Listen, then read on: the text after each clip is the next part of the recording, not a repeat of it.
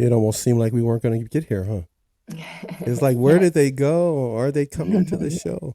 Okay, so we should get everybody fair warning.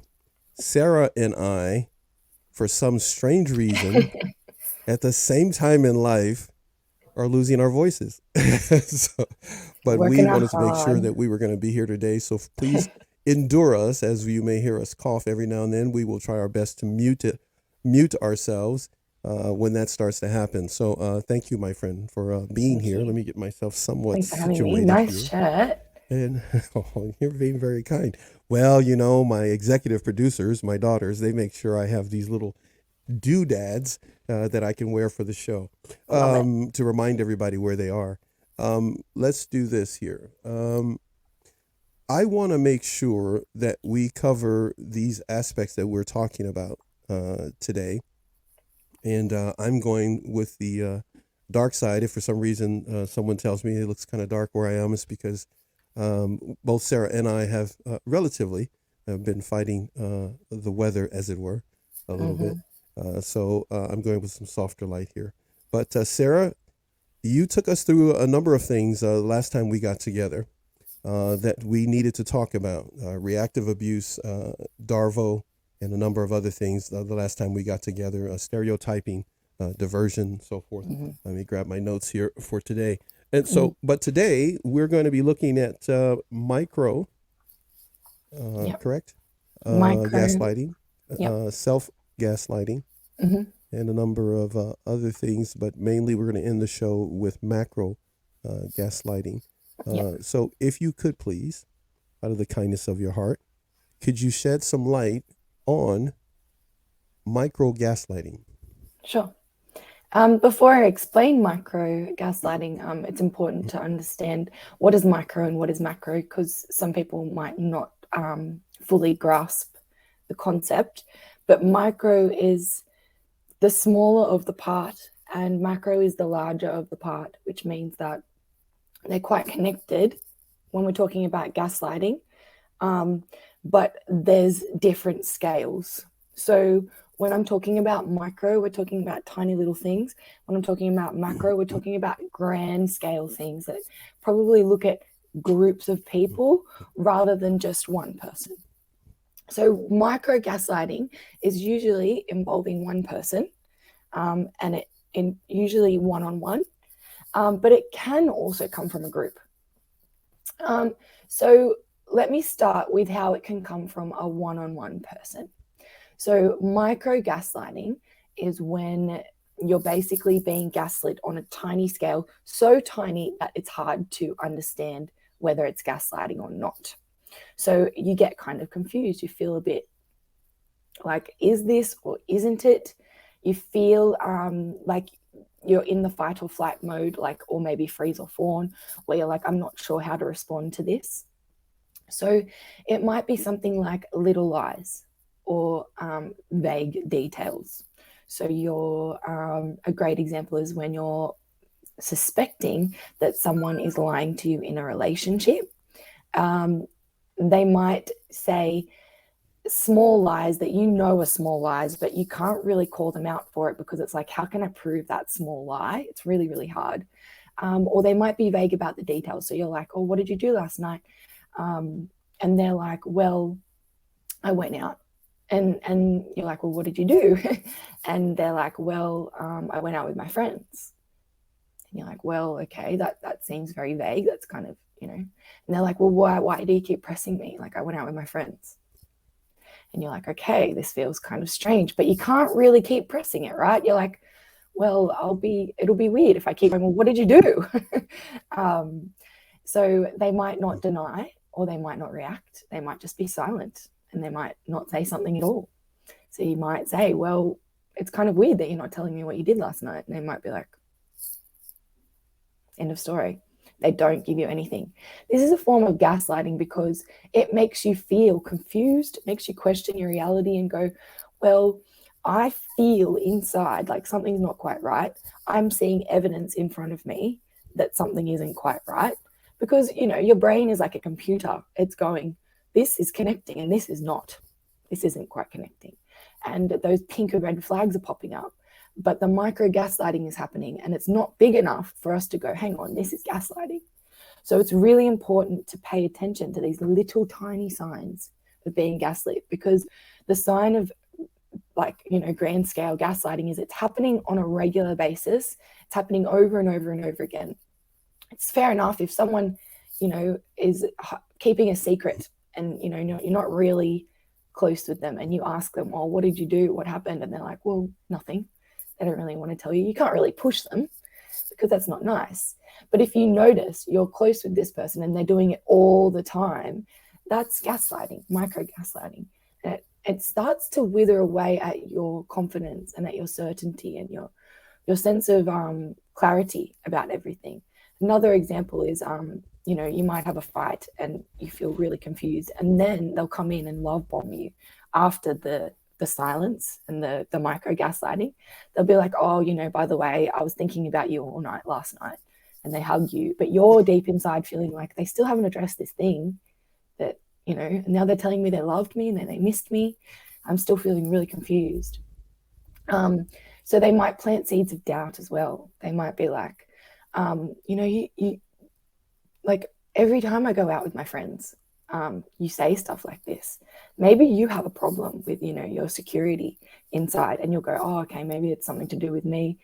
But, these all come under the same facets of the kinds of gaslighting that I was talking about in the last two sessions, but they're much more subtle, very, very subtle to the point where you don't want to bring them up because you feel like there's something wrong with me for thinking that there's something wrong with this. Yeah. They'll start to make you feel guilty and wrong, like there's something quite wrong with you bringing it up. Like, why are you bringing this up every time I go out? I told you I went out with my friends. That's it. End of story. But you're like, well, where did you go? Like, did you go out to the pub, or did you go out to the club, or what friends did you hang out with? And they're like, why do you need to know all this information? Like, maybe you have a problem with trust. This is not, if I may say, please, because we're both trying to save each other's throats today, just so everybody knows, if we seem to help each other out here so that we can keep going. What I was going to ask, this is not silent treatment. Essentially, this is not what we're talking about. You're describing someone who is deliberately trying to, make you feel like you're causing trouble, or that you're just being difficult by gaslighting, or in other words, making you doubt yourself. Yeah. It's deliberate manipulation. because what you're doing is bringing up something that's very normal. Like, in a normal interaction in a relationship, we should be able to talk about these things and not feel weird or strange about it. A sign that something isn't quite right is things that should feel normal, like talking about how your night was or how your day at work was, feel kind of strange. Like, why are you bringing this up? They maybe try to distract you. They might say, let's talk about something else. Like, I think you're getting a bit wound up here. I can see that you're getting a bit wound up. Let's talk about something else, because, we can't keep bringing these things up. Distraction, moving you away from the thing that you find concerning. Micro gaslighting. You can't, like, you say you're in a situation with your boss or someone like a friend, and you're kind of pressing the situation, but they keep distracting you from it. But this situation involves you as a person. So you feel like there's something not quite right, and they might say things that will make you feel like you need to question yourself. So they might use compliments disguised as insults. So they might be like, look, you look really good. You have really nice legs, but maybe you shouldn't wear jeans anymore, Yeah. So, like, they'll say a nice thing, but it's veiled as something else because they want to make you question yourself. A great quote from the movie Bring It On. The girls you gotta go there, huh? You gotta go to the cheerleader movie. The cheerleader out, right? Go ahead. The girl goes, you're a great cheerleader, Torrance, but maybe you're not captain material. Like, beautiful compliments, but then they undermine you afterwards, because you go, well, yeah, this is validating how I feel, but then it undermines me and makes me question, well, maybe there isn't, there is something else to this thing that I'm feeling. I feel confident, but maybe some other people are seeing things that I don't see. Maybe I should question myself. So you start to feel more and more insecure, but you don't know why. It's not overt. Overt is like going, you're imagining things and you're crazy. And yeah, gaslighting can be very overt, but it can be very, very covert as well. It can make you feel so confused to the point where you start to think that you are the problem, like what Amber said, creating insanity through making you feel like you're the problem. But you can't quite bring these things up because you feel like you're insane for bringing it up. So the intent is to make you feel undermined, to make you feel smaller, so that you're not actually seeing what's going on in the bigger picture. You're not seeing the macro picture here. You're just seeing this tiny little thing, and then the next tiny little thing. And like I mentioned in the last session, they do eventually become part of your inner critic. You start to self-gaslight. The little things become a part of the inner critic. Yeah, 100%. Wow. So the little things like, oh, maybe you shouldn't wear jeans. Like, oh, okay, maybe I shouldn't wear jeans because they make me look like a big fat person. So that means I must be fat. That means I'm going to feel more insecure. I'm going to make myself smaller. I'm not going to put myself out there. And then next time I want to go wear jeans, who do I hear? You hear that voice, the inner critic voice? Is that? Yeah, the inner critic that is not your own voice. It's the voice of the person that was gaslighting you, that was abusing you, that was putting you down. Slowly, periodically, systematically. Another example of micro gaslighting is jokes. So jokes are a huge one. Someone can make a joke about you and then go, just jokes, like, I was just joking, can't you take a joke? You're just so sensitive sometimes. But you'll notice that you make this joke about me all the time, right? It was when I was a child that I noticed that, my mum would say things like, Sarah, you're just so serious. And I would be like, I'd start to get angry and be like, well, no, I'm not. I'm not serious. I'm just annoyed at the fact that you're pushing my buttons. So it's gaslighting and minimizing how you feel and going, well, you have a problem. And then going, just jokes. Like, you can't take a joke. Like, you're so sensitive. they might undermine how you do things. Like, and be like, you might bring them something and say, look at what I've done. Look at this amazing project I've made, or look at this new skill that I've learned. And then they'll say, you could try harder, or you don't do it good enough. Yeah. Like, these are tiny, tiny little things that are going to start making you question yourself, start feeling more insecure, start feeling like maybe I'm not all of this stuff that I think that I am, and maybe I'm something else. That over time withers away who you really are. Mm-hmm. If you're in an environment where you're getting micro gaslit every single day, what kind of person is that going to create in the end? It's going to create this nervous, insecure person who's treading on eggshells, who's actually unsure what to do in life, and is going to turn towards the abuser to get validation about what they're doing. And what's the abuser going to say? You're not doing it good enough. Yeah. You're this, you're that. And then that makes them feel even more insecure, even worse about themselves. This is before we get to Amber, let's do something real quick here. Let's just wave out to Amber here. I'm going to do this. Amber, thank you so much for being here, and thank you for your comments. I'm going to put her comment up right now that she has there. I told you guys we're working as a team today, so you'll see me jump in, and my voice will work for a little bit, and then I'll hand it back to Sarah here. But what I was going to ask you about is I'm trying to understand the micro gaslighting in the sense of it affecting a child, because there is the possibility, I'm just assuming that it happens, correct me, you know more about this than I do, that there are children being micro gaslit by their caregivers.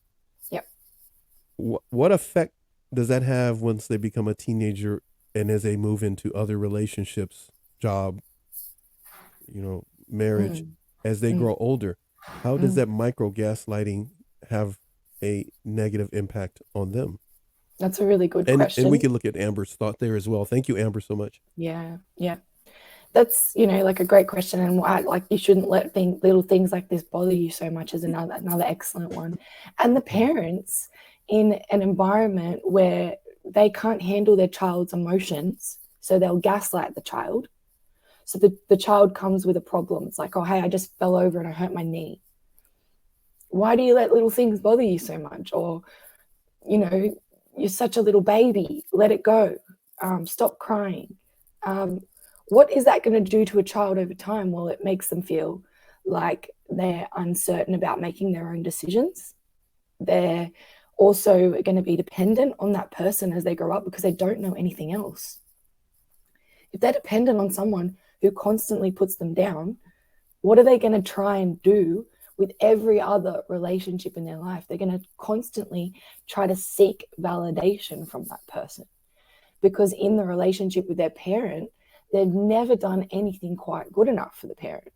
So therefore, in their next relationship, all they know is people-pleasing, codependency, or so I'll see two dynamics, right? There's either complete enmeshment and codependency. I can't feel okay if you don't feel okay. And that's usually in an environment where they've had to look after their parent, but then the parent has sometimes been able to look after them. But then there's also the parent who has been completely unable to look after them, to give them what they need. And we'll see the people pleaser and the dependent relationship, where the people pleaser is completely looking after this other person, who will still undermine them, will still tell them that they're not good enough. And it's all about this other person rather than the people pleaser, who's actually all they're trying to do is regulate their needs, their emotions, and their environment. And what they're getting in return is someone who's time out. No, you just did that again. Yeah.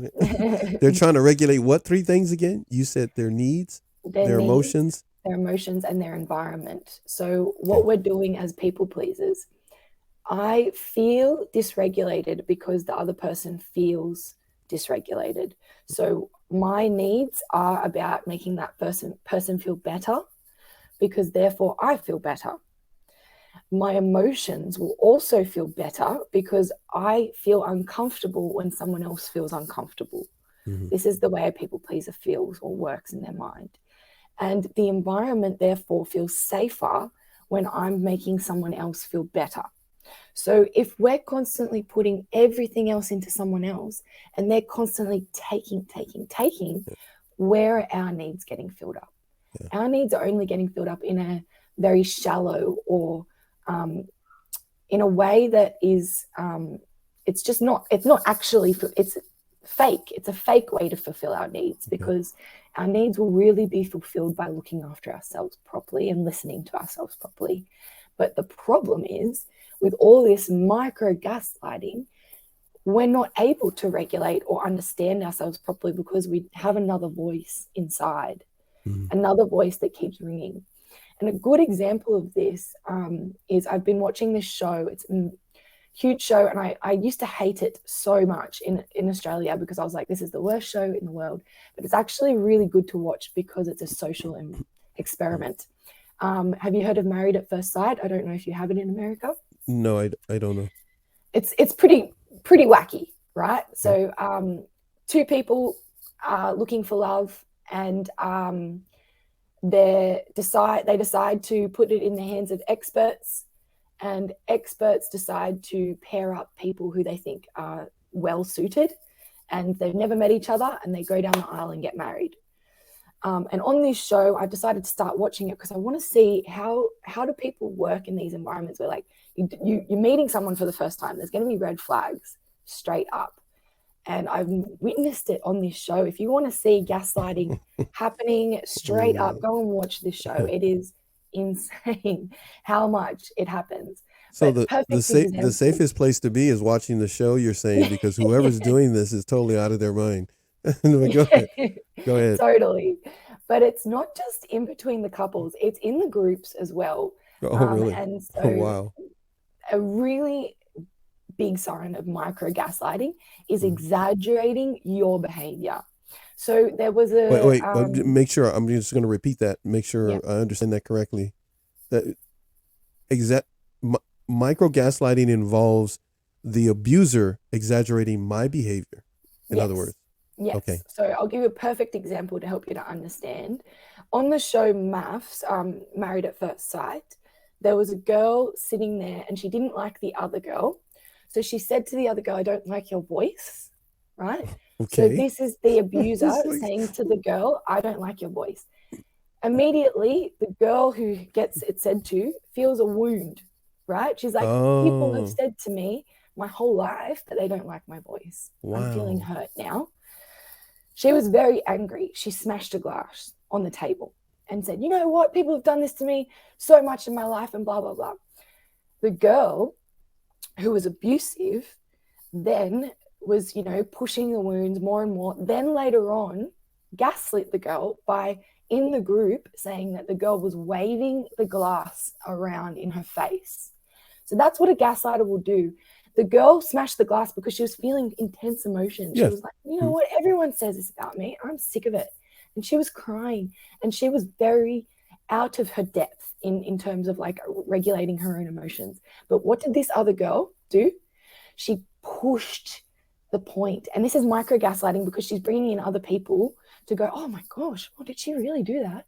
Micro. It's very micro, but in terms of her action, it's exaggerating what the other person did. She's saying, I'm now the victim. A glass was waved in my face and I did nothing wrong. They will exaggerate your behavior. You might say, you're so mean to me. They'll exaggerate it and say, you were yelling at me. You were slamming doors. Because what they're trying to do is make you feel like you're doing something completely wrong when you're not. They want to make you feel bad for something that they have done. So a person could be displaying, voice is going like I'm going through puberty again. A person could be displaying just normal behavior, but they will take it and, well, they already instigated it pretty much behind the scenes based upon what I'm hearing you say, and then get in front of others and then really kind of exaggerate it a little bit, the type of behavior that you had to make if it's happening to me, to make me look insane. to make me look as Exactly. if I'm the problem and I have trouble. Yeah. And the reason Wow. why it's micro gaslighting is because between you and I saw that happen. But how can I convince a whole group of my opinion Got it. when Got it. she has exaggerated my horrible behavior? Like, how can I now stand up for myself when everyone thinks that I did that? It's micro, but it has a huge effect. Right. Massive effect. In front of other people, it will have a huge effect. Yep. So And you and I are going through this, and I'm micro gaslighting you, and then I'm waiting to get in front of other people. And when I get in front of other people, I know what happened in private between you and I. And I start to now tell the story as if it was bigger than what it actually was. And then, of course, you are feeling like that's not true. And then you get, of course, naturally amped up and excited over the lie that I'm saying. No, that's not true. Which is normal reaction. And well, then I'm sitting there going like, do you see what I got to live with? You see what I got to deal with? Yeah. Exactly. I'm afraid. I'm afraid of her. I'm afraid of him. Do you know how traumatizing it is to have that happen to you? I'm sure a lot of people have had that happen to them. But when you're being scapegoated by someone and they're outright lying and you're like, how do I defend myself? That is terribly traumatizing. You start to self-gaslight. You start to go, well, maybe what I did was actually terrible. You're good. You're good, because I was just about to say, so then that leads to the next thing, which I was about to say. I'm going to put this up. If you could, please, let's review some of what Amber has said on this. Here, I'm going to put it up right now. She says, I'm a recovering adult child, and I know that a part of the disease, I'll let you go ahead and read the rest as I take a sip. Of para-alcoholism, codependency is addiction to excitement. And that's what these shows target, drama. It's so true, because that's what I actually sat down and started watching these shows, because the producers are like, we want this to happen. Well, I want to see it happen. If they're actually instigating it with people in real life and it's on TV, well, I'm going to watch it, because this is research for me. I want to see how people, who are the kinds of people who instigate it, and how do they act before they start to instigate it? Because this person who was abusive was actually quite charming to start with. Very charming. To start with. You would not have expected this person to do this. Later on, they had a breakdown? Is that what it is? Later on, they started to show their true colors. And that's why we really need to be aware. When it comes to manipulation, you've got to pick up on these signs early. Now, the reason why I could pick up on it early was because someone told me about this person and said, watch out for this person in this show because they're going to act like this. And I was like, okay, I'm going to watch out. And what I noticed was, first up, with her mother, she was constantly needing approval from her mother. And she was constantly going, well, I need to have some sort of sense of control over this. And it started to get more and more powerful. But you can't really pick up on those signs, like that they need external approval, that they're trying to get control. If you're not well versed with it, if you haven't gotten yourself out of this situation, all you know is this. All you know is people treat me badly, and then I react, and then they gaslight me about it. Until you start seeing the bigger picture and go, well, they gaslight me because they're an abuser and they're manipulative. I wasn't the problem. It gets bigger and bigger and bigger. And that's how we go into actual, there's some other things, like making unreasonable assumptions is another micro gaslighting. So what's a good example of an unreasonable assumption?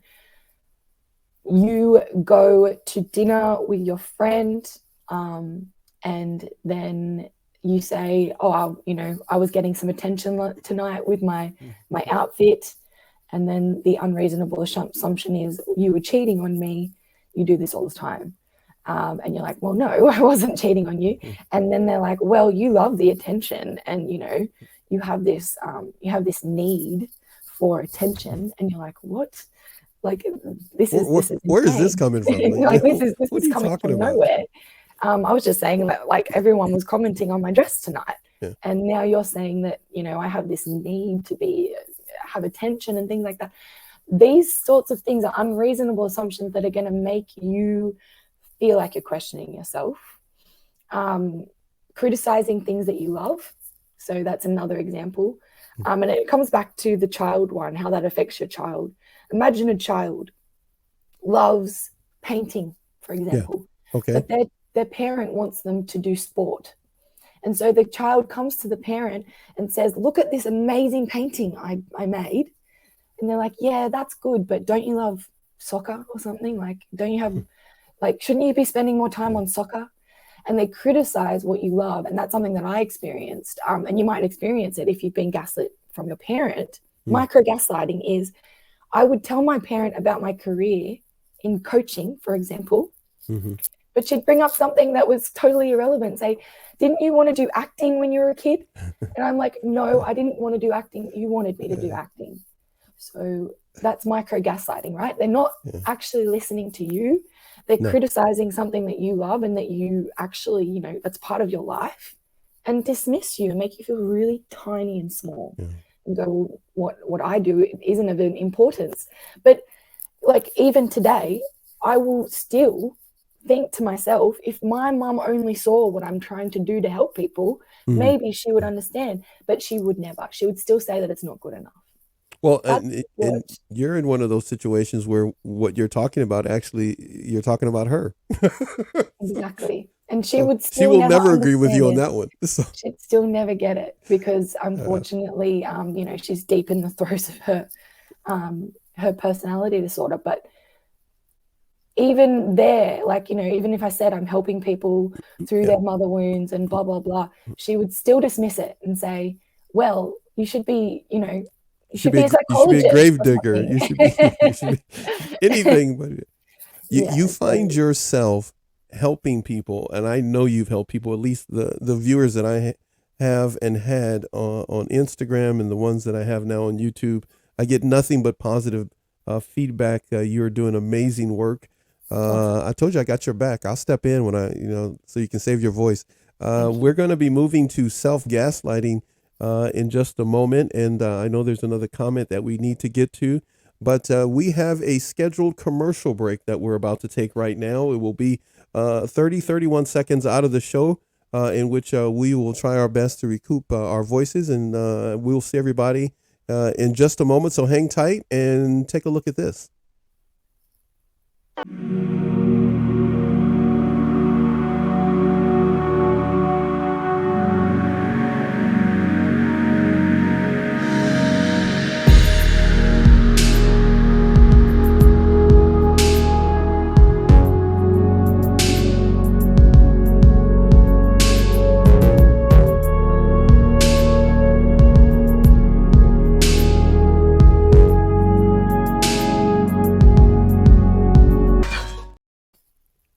Okay, that was a moment for us to recoup our voices, and we're going to get back to self-gaslighting. And Sarah, I truly appreciate you doing this today. I know you weren't feeling your best, even though you're bouncing back, and I truly appreciate you more than I can describe. You there in Australia. How's the weather, by the way, where you are? It is actually quite sunny today, thank goodness. It's been so rainy, and there's been flooding in Australia, but it's starting to clear up here. I'm not sure about up north, but yeah, it's been a topsy-turvy season for summer. Yeah. But thank goodness we've got some sunshine today. That's a good thing. We got some sunshine too. We got you, so we're cool. We cool. We cool. Okay. We got another thought from Amber. We're gonna get to, if you don't mind. I'm just gonna put this up real quick so we can address it, and then we're gonna get into self-gaslighting. Everyone that is watching this back, that's with us now, or that will watch this back later, I truly appreciate all of you subscribing and to both of our channels and being here for our free TV here on Narc Abuse TV Network, as well as the education value that you can get out of it. And I really appreciate you today, because I can't speak. I don't know what's wrong. It's like I need like 40 hours of sleep time or something to catch up. Hold on one second. Yeah, we were just talking about that. Trying to navigate everything here. Let's see here. Amber's got something for us. Massive. It says they only care about how your existence impacts their self-image. Yeah. Ouch. So this is huge because that is one of the reasons why they will gaslight you, because when you're coming to them or just being, however just, you are, just existing, existing no matter who sometimes, you are. this is somehow impacting their sense of self. Okay. And when we're talking about a narcissist, so someone on the high end of the spectrum of narcissism, their sense of self is shaped by the world around them and the people around them. So if the people and the world around them aren't quite up to par, what is the only method that they know to make things back how they want it, to manipulate, control, and like undermine this person, because they don't know this inner, the self-esteem, the self-regulatory, self-building ways to feel validated in their world. So when we look at narcissists and abusers who use gaslighting on a constant basis, number one, it's predictable. Number two, we can look deep within them and go, where is this coming from? It's probably coming from somewhere very, very wounded. And if you look deeper inside that, you'll see that the reason why they want to control you is because you're challenging who they are.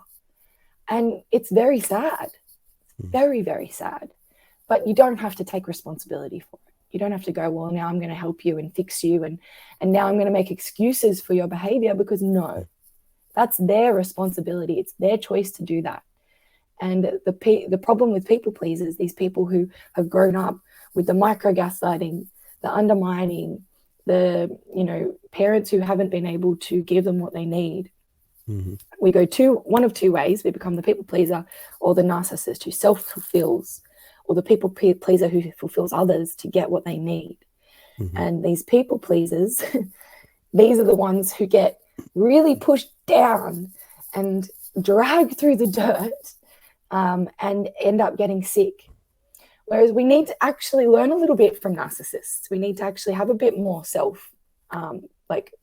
fulfill ourselves a bit more, a little bit more self drive to fulfill our own needs rather than trying to fulfill other people's needs all the time.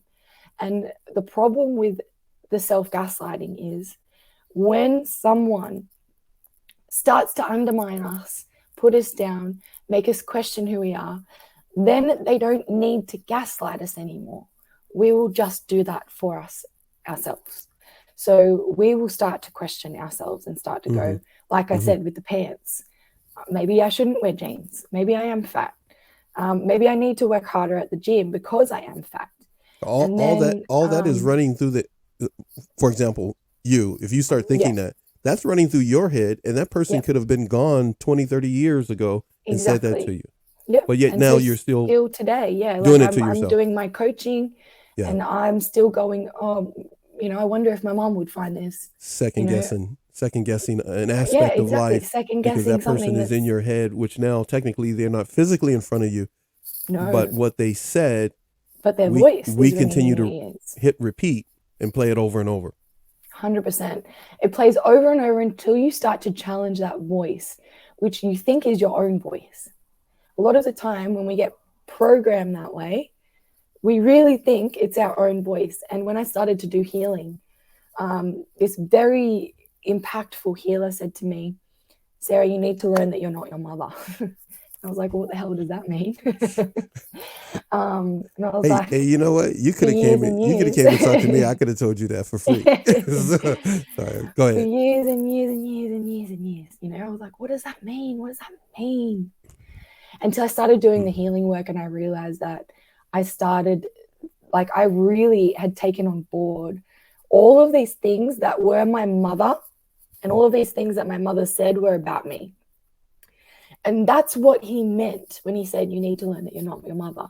Okay, time out. You got to repeat that one. That was good. Please, my friend, repeat that again. Yeah, so all of the things that my mother was, I thought I was. and all, because that was her wounds that she was projecting onto me, right? Okay. Mm-hmm. And all the things that she told me I was, I thought I was. So that was like this whole part of me that wasn't me, that I had told myself was me, that became part of my identity. But I had to relearn that that wasn't me at all. Like, and I had to open up that box. That's like a growth that grew on you, and then you literally had to get rid of it. Mm-hmm. But it was going to hurt a little bit. Mm-hmm. And it does hurt, because you have to start questioning that voice and start going, hang on, is that me? Or is that that person who was telling me all of that?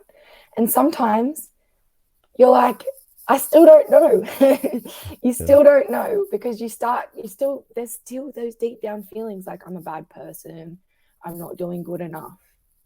But the self-work, you coming to a coach and really doing the work on a consistent basis and starting to learn what is the voice and what is me, because that voice isn't you.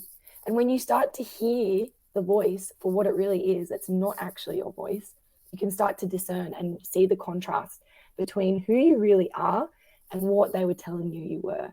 And then slowly that voice gets quieter and quieter and quieter.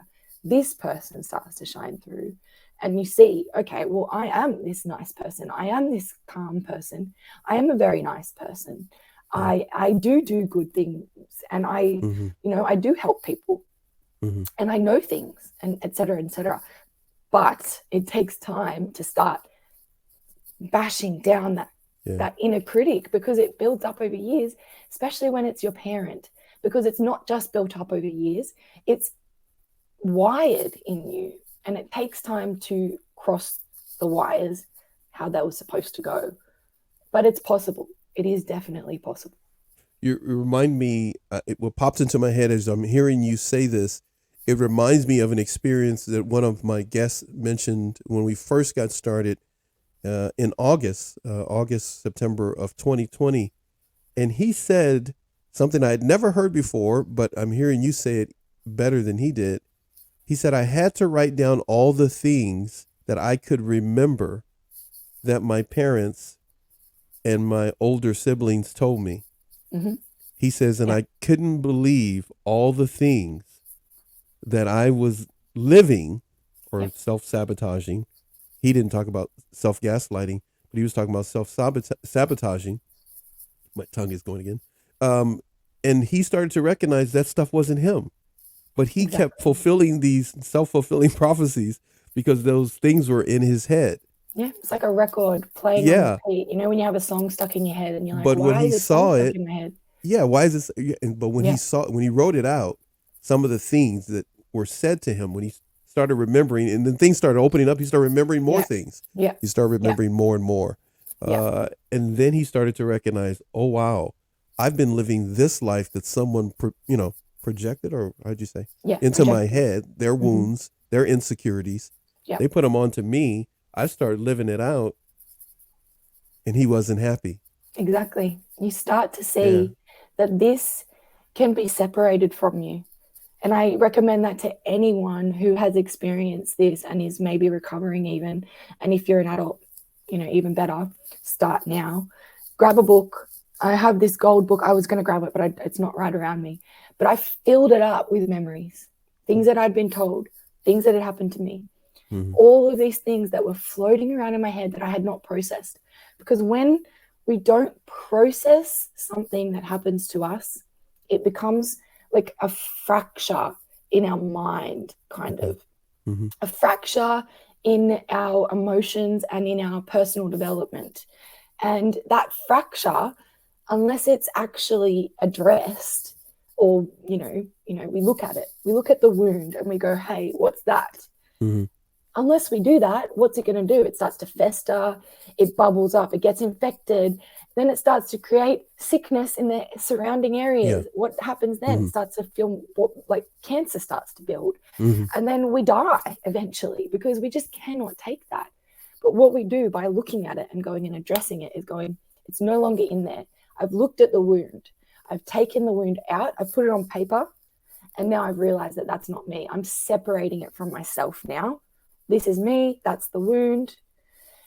Once we have been able to actually look at that wound, that is the start of processing it. Then we realize it's not part of ourselves.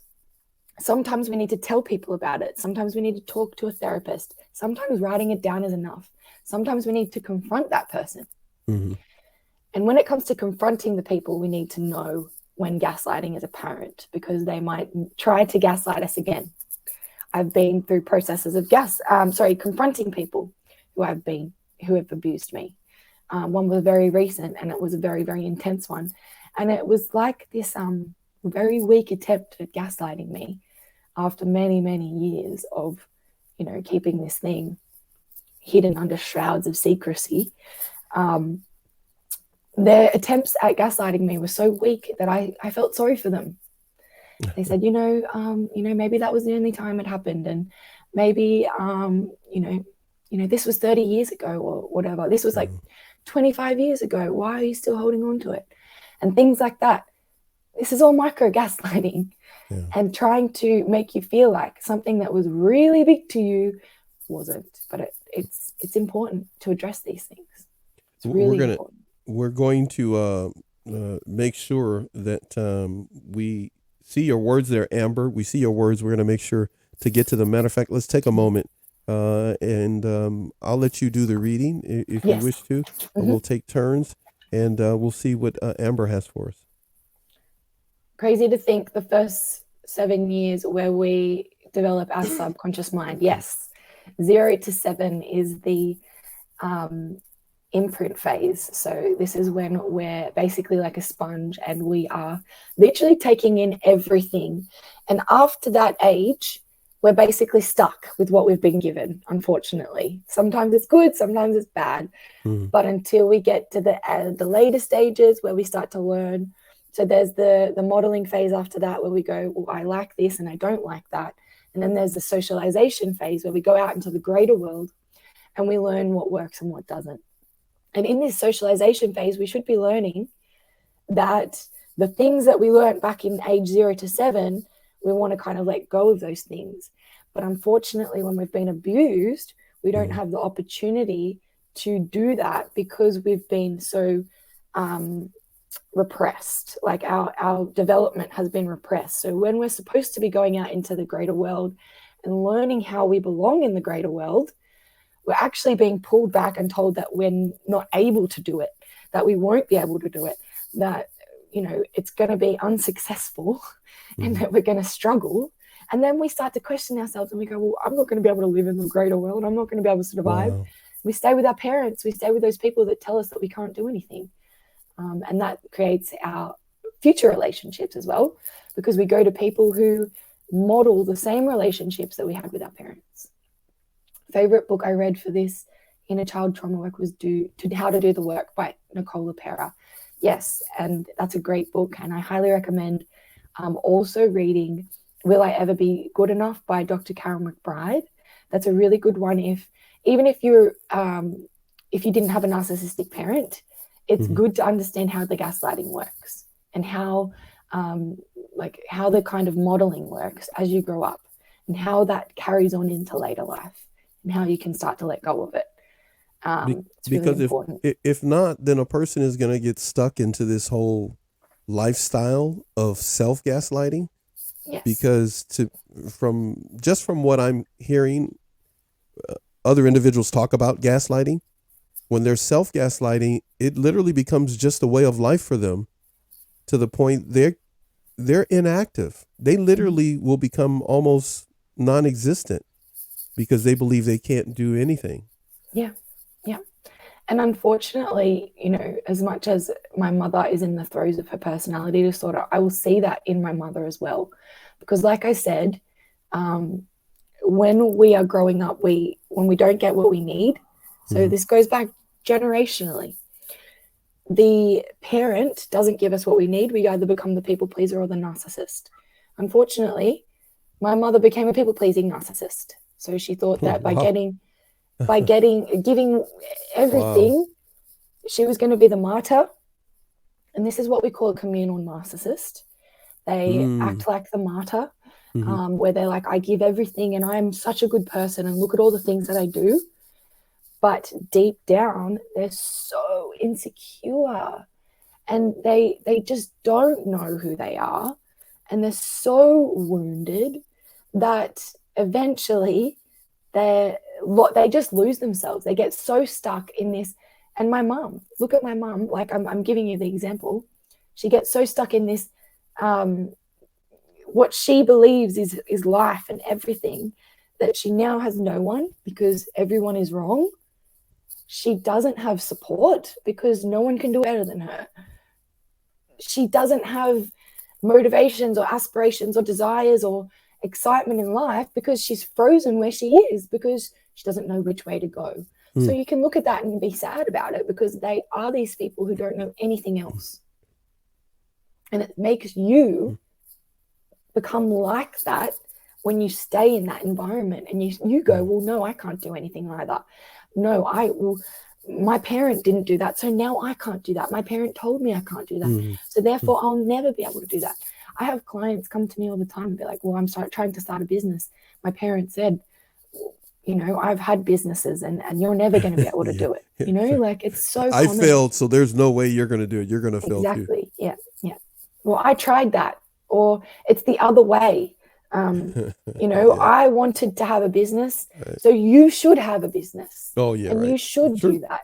It's the same you should way. quit. Right? You should quit your job and you can work for yourself. You shouldn't be doing what you're doing. You should be doing what I'm doing. So it's like so many different ways. Yeah. Amber's given much love to you, my friend. Thank you so much, Amber. You're keeping us going because I'm going to sound like a frog. The Princess Sarah is not going to sound like a frog. Lady Sarah is not going to sound like. But thank you so much. I'm going to put up a couple of more things here that Sarah has. Let's see here. What we got here? What you got for us, Sarah? Sarah we did that one. Yes. And yes, it's your mum too. It's really interesting that when we start to admit that there's something not quite right going on in our relationships with our parent or whatever this person is, that when we start to go out into the greater world and compare our experiences to others, we realize how similar it is. And that's why I mean it is predictable, because the experiences that we have with our parents are similar to the experiences that other people have had with their abusive parents. Therefore, we can say that it's consistent. And there might be some differences, definitely. But if it's consistent, it's predictable. And therefore, we can talk about it like this and say, this is what happens, and this is how you can work your way around it in a way. You've made a big difference in Sarah's day here, Amber. I appreciate it, and in mine. Thank you, but what does she write there for us? Can you read that for us, please? She created enmeshment because she felt she had control, and that is what will happen in a relationship where there is gaslighting. There's complete enmeshment of ideas and beliefs and values, because if we have different ones, we don't belong anymore. And then they'll gaslight you to think that, you know, you should think differently. Don't belong. When you say don't belong in the family or group, as it were. The perfect segue into macro gaslighting, right? So this is where macro. Don't be that fast. Hold on one second. Hold on. My goodness, I know I'm kind of super slow today after long weekend and everything. And hold on here. Let me get my act together. Yes, we are now going to segue to what you just said, which is right. That button. Okay, go ahead. Macro gaslighting. Awesome. Go ahead. So yeah, like perfect segue. Now we're talking about macro gaslighting, and this is gaslighting of the group, the family. Okay, so we're no longer talking about just you and I enmeshing with our beliefs. We're talking about the entire family enmeshing with beliefs, right? Because if the whole family doesn't enmesh with this belief, then you are now the scapegoat. You're the black sheep. You have to get out of this place. And that doesn't just happen in the family, right? That happens in workplaces. That happens within religions. It happens with genders sometimes. It happens with sexuality, politics, race, nationality, class, medical status. There are so many ways that it can happen, but I'll touch on them. So group gaslighting, right, is where there is information and disinformation, cycled around. Mm-hmm. And when we're talking about like macro gaslighting, this is a good lesson in critical thinking. If we're trying to find out information that is true and right, and we want to basically discern what is my intuition telling me. My intuition is telling me that, something isn't quite right here, but someone's saying that it is right. So I'm going to have to use some critical thinking because we can't always go off our intuition. So I'm going to look at what the group is doing here. So I'm not sure if many people know about what this is, but when we're talking about group gaslighting, there's such thing as an echo chamber. So when we are in a group of people that all have the same ideas as us, we will echo the same ideas of each other, and it will also perpetuate the same ideas over and over and over again. So say, let's talk about the family who says, we don't, we don't play sport. An example. The family who says we don't play sport has the echo chamber that we don't watch sport, we don't play sport, we put down other people who play sport, and we make fun of them. And whenever there's sport, we say this, and blah, blah, blah. But one person in the group doesn't echo the beliefs of that group. So what happens? There's gaslighting. So they gaslight that person and say, well, you're silly for not liking sport, and you're this kind of person for not liking sport, for liking sport. And because you like sport, that means that you're this kind of person, and we're going to treat you this kind of way. So let's look at all kinds of groups, right? The ostracizing, yes. The ostracizing within the group, right? So let's look at the mean girl group. Look at the movie Mean Girls as a perfect example. I can always count on you. I was sitting here going like, what movie? She just did books. Yeah. What movie is she going to? Go ahead. No, go ahead. I love to use metaphors because it's a great, when we can make them you are into a the connection, metaphor it's queen. awesome. Go ahead. The movie Mean Girls, they say on whatever day we wear pink. And if we don't wear pink, you're not part of the group, right? So we also make fun of people. And if you don't make fun of people, you're not part of the group. And they will ostracize that person and then segregate them, push them out, say that you're not part of the group anymore. So let's look at what kinds of groups are there. There's the family group, the familial cult, right? Where if we don't all do what mother says, we're scapegoated, and that creates the roles within the family of the golden child, the scapegoat, the forgotten child, and the black sheep. What about within religion?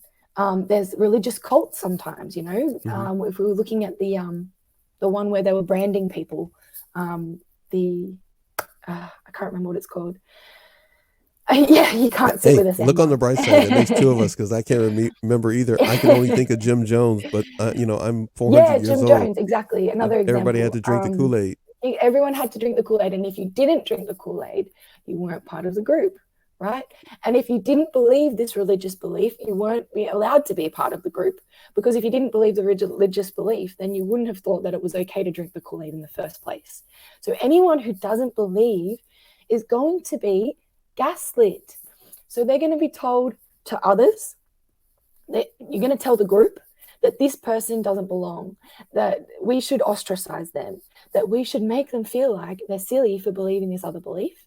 So the whole entire group will then gaslight this person. And it's not just one person sometimes. It's one group will gaslight another group, or one person will gaslight a group. It's macro on all different kinds of scales. So like with religion, you can have the cult leader gaslighting the group. The cult group gaslighting one member of the cult. With gender, we're gaslighting one kind of gender. We're saying all women only go to the kitchen, or whatever it is. All men only go hunting, or whatever it is. Or I just have to throw this in. This happened last week, talking with one of my future guests with someone with disabilities. They were mentioning a woman getting pregnant on a job. She was put in a difficult position just because she was a woman, and she was having her first child. I'm sorry, I just Exactly. threw It's, that in yeah, there. but group gaslighting is a perfect Mm. example of that. Like, well, the group doesn't think that if you're pregnant, that, you know, Yeah, you're going to have you enough can keep your time to job. That's work essentially what now. happened. It was kind of like you got Yeah, to give up your job now because you got pregnant. exactly. And the group will, um, like, echo, like I said, the echo chamber, they echo the beliefs of the group. So then the whole group Mm. doesn't think that that was wrong, that you fired the pregnant person. Yeah. The whole group thinks that it was right. So this is what macro gaslighting is. It involves groups of people, and it involves gaslighting on a mass scale. So even with social media, the cancel Mm-hmm. culture, right? Mm-hmm. So we're canceling people based on what other people say, gaslighting people on their beliefs. Within race, even, you know, we're gaslighting people based on their racial profiles Mm-hmm. or their nationality or their class or their status. If you don't have enough money, you're not allowed to be a part of this group. Well, you have too much Or if they have money. money, you have to Yeah, you say, have too much money. Like, we're going to make fun of you, and we're going to say that you're not allowed to be, you're not allowed to hang yeah. out with us because you just don't belong. Like, you're too rich or whatever it is. And this creates social vulnerabilities for us. So, like, if we're not a part of a group, then we can be gaslit by that group. Mm-hmm. And it's huge within political gaslighting Mm-hmm. because the politicians will gaslight us by saying that there's no problem here, or to look the other way, or that there is a problem here when there's not. And then they will counter by saying, you know, maybe there's a problem with you there, or maybe there's maybe they'll make a promise and then they'll say, well, I never made that promise, Yeah. or, you know, I'm going to make a promise, but later on gaslight you to believe that they weren't able to live up to that promise because there was a big problem with the society, that, you know, there's also misleading propaganda, you know, things that Yeah. say A lot of misinformation. A lot of huge misinformation misinformation. takes Yeah. place. People. And then there's also criminal gaslighting, gaslighting within the legal system. And this is huge in the family court system, right? When we look at families who are splitting up because of an abusive parent, and the court either gaslights the abused parent to say that they need to give access to the abuser of the children when they know that the abuser is going to turn the children against them and all of this. Or it can be the other way around, where they, like, for example, well, it's not quite the other way around, but the legal system can protect the abuser. Look at rape or sexual abuse or sexual assault, for example. When the victim gets put on the stand, what do? They're going to question them, and they're really going to try and deny that what happened. So they're going to try and coerce them to say something that's going to protect the perpetrator. And sometimes the system can do this to people's fault, to the fault of the victim, unfortunately. And sometimes victims can go unhelped in the system because it's gaslighting victims, saying, well, maybe you were wearing clothes that made you attract that, or well, you were drunk that night, so maybe, you know, it wasn't your fault. I mean, it wasn't their fault that they raped you or whatever, you know, like there's gaslighting on grand scales, and we need to be aware of the echo chambers that perpetrate and perpetuate these kinds of beliefs and ideas, because when we're within these groups, sometimes we can also perpetuate the ideas in these echo chambers, and we can macro gaslight other people as well. We can say that you're a bad person for believing that. We can say that you shouldn't be doing that. Yes, Eckhart Tolle says that this is a form of unconscious behavior, dissociative reaction. Yeah, we're dissociating from what we really are, and we're reacting to something that we don't quite understand. So we really need to pay attention to, if we're going to understand gaslighting as a whole, it's not just one-on-one. It's not just with ourselves. It's not just, you know, within the family or within two people. We can be gaslit on a grand scale. We can be completely manipulated by the news, by the media, by social media, by the politicians. Absolutely. And medical gaslighting is another one that I just wanted to bring up. That is huge, huge, huge, huge. I experienced it myself. I had problems with my gallbladder for about 5 years before I even got cancer. And I've been seeing doctors for years and years and years trying to figure out what the problem was. I was told it was a hiatus hernia. I was told it was in my head. I was told I had globus pharyngitis or whatever it was, like a fake cough. I was told that I had GERD. I was told everything, and they kept giving me all these medications. And I kept telling them, no, you're wrong. It's not that. And they kept telling me, you're wrong. You don't know what you're talking about. It's this. And until I kept pushing my point, the medical gaslighting kept getting continued until I found out what the problem was myself. And I said, it's my gallbladder. And then they said, oh, yes, it's your gallbladder. So I think about how many people are being medically gaslit every single day when they have a problem that they don't quite know what is wrong. And the doctor can't be bothered to try and figure it out. You need to become a doctor. I'm becoming a psychologist, so that's close enough. I know you are. I know you are. Yeah, but I'm throwing this out to you. Because I want you to make sure you take care of me if I start to have problems like that. Yeah. I got to put this up by Amber. We have covered micro gaslighting. We have covered self gaslighting. We are now discussing, before we end the show, macro gaslighting. Amber has something for us there. What does that say there? Narcissists are great pretenders and persuade good people to believe that they are good, and that is very true. They will absolutely try and, like, you'll see a beautiful person. It's horrible of me to try and relate this to this, but the best metaphor I can use is, you know, those photos that they use in drug campaigns where they try and show a person who was who was fine before meth and who was not fine after meth. That is a person who's been abused by a narcissist. Yeah. Someone who was fine before meeting a narcissist to someone who was being abused for years after a narcissist. Yeah. They will break you down so they can feel like they are in control, and you will be nothing in the end. I have to tell you this one. I had a young lady describe to me her motivation, and the motivation was what you're discussing right now. The before and after picture of someone from having a drug addiction. Yes. And she saw friends of hers, once she started to understand the whole spectrum and cycle of abuse, dealing with a narcissist and an abuser, toxic individual. Yeah. She said, I refuse. There was her motivation that when he finally discards me or we're done, I am not going to look like, the after. And so she started working on her exit plan and making sure she was ready for the discard. And, she's going to be coming back on the show. She looks you would never have guessed that she chose incorrectly or became a survivor of a predator because she kept her wits. But she said before she knew anything, she was getting sick. She was getting, she was losing energy. Yeah. She couldn't think, right?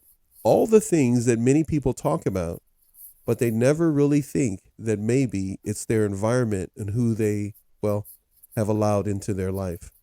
Yeah. And you'll start to do things like, okay, I'm going to start changing my diet. I'm going to start working out. I'm going to start taking supplements. I'm going to start doing all these things. And you might be doing all of the things. Yep. And if you're still sick, then start looking at your environment, because that is the thing that's breaking you down. And I can tell you, case study right here, it was my environment that made me sick. Now I can eat chocolate, I can eat some bad food here and there, I can have a drink of alcohol. I was at a point where I couldn't even drink a drink of alcohol because it was hurting my stomach. Are you telling me you couldn't have chocolate either? Couldn't have any kinds of foods because my body was just reacting in such a negative way to what was happening to me. It was just like everything was being rejected. Now I've shifted my environment. I didn't have to change much else. All I have to do is go for a walk on the beach, keep my routine strong, and keep my food good. But the biggest impact was changing my environment, getting myself out of that toxicity, out of that stressful environment where I was constantly questioning myself, going like, oh, do I need to make this person happy? And if I don't make this person happy, then I'm not going to be good enough. That's going to make you sick over time.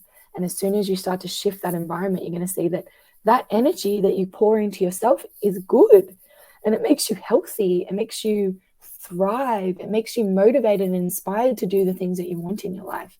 And now, like today, I can actually discern between stress sickness and real sickness. For example, like this week, I've been stressed because I had uni and I was coming up to uni holidays and I was really working hard on my assessments. And I started to get a bit sick, and I was like, oh, okay, that was because I was pushing myself a bit too hard and I wasn't sleeping much. Okay, now I'm sleeping a bit more. I'm feeling better.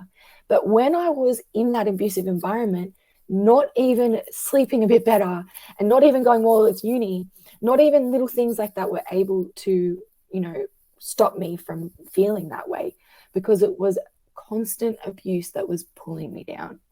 So look at the people around you, look at the environment that you're in, look at how people make you feel, because that is the biggest telltale sign.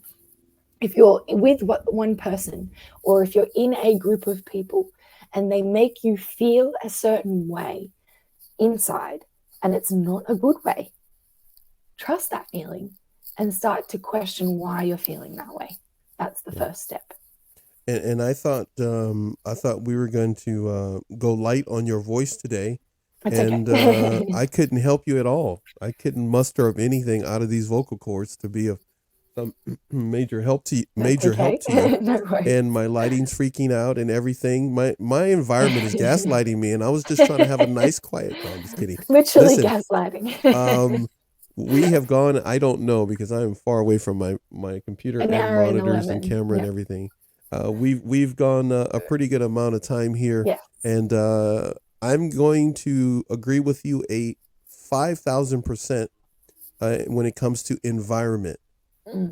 If you find yourself, if any of us, we find ourselves being micro gaslit, macro gaslit, we have a better understanding of what it is in this overview discussion that we're doing here. If you want to find out more, Amber recommended a book. Of course, Sarah, the host of our show, recommended a book. We are just honored that we were able to discuss this today. But the self-gaslighting is one that when you brought it to my attention, I really wanted to say this to everybody.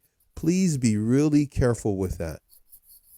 Because whether the abuser is there in your immediate vicinity or not, they are definitely having an impact if you lean into self-gaslighting. Feel free to reach out to Sarah for more information on that. I am not trying to rush anybody along, Sarah or anybody, Amber or anybody, but I appreciate the love. I am going to rest up my voice some more. Yes. And I want Sarah to get whatever rest you need, because you're the uni queen and knocking stuff out and getting that done, and then showing up here out of your time there in Australia in the morning. Thank you for having me. You did have a time change, right?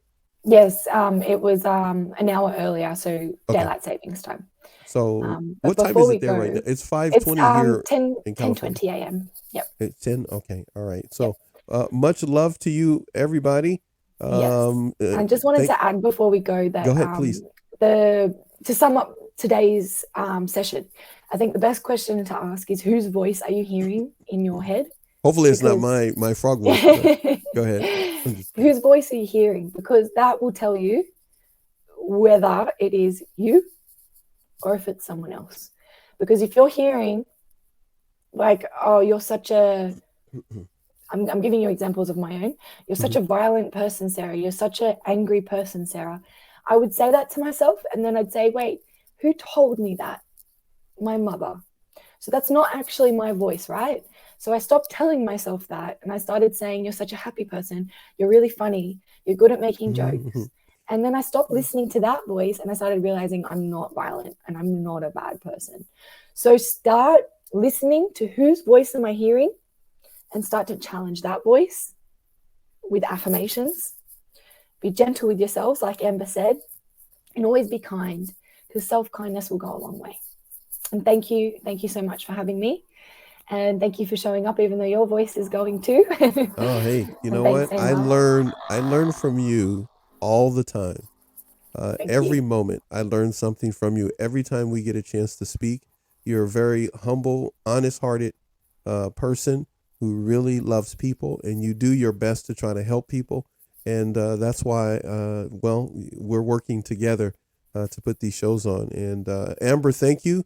You know, I always think the world of you too, Amber, and the work that you try to do to help people and encourage others. But it is time for us to go. And here we go with our exit video. But please, everybody, go to Sarah's Instagram, right? Yes. I'm saying this right. Make sure I get this right. Hold on one second. I got it all together here. Make sure you go to her Twitter and her Instagram, and also go to Sarah De Silva on YouTube. Did I get it right this time? Yep. Hopefully I got it right. Hopefully I said that right. Thanks, everyone. Make sure Hope you to check see you her out. I there. got some love for her from Amber before we go. I appreciate it reach out greatly. at any Everybody, enjoy yourself and enjoy this video on the way out. It's our standard "We love you very much" video. So enjoy your weekend, enjoy yourself, and stay safe. Sarah and I will see you next month because she will be back. Oh my God, you guys have no idea. She has so much stuff. You're going to enjoy yourself. Exciting. Enjoy the video.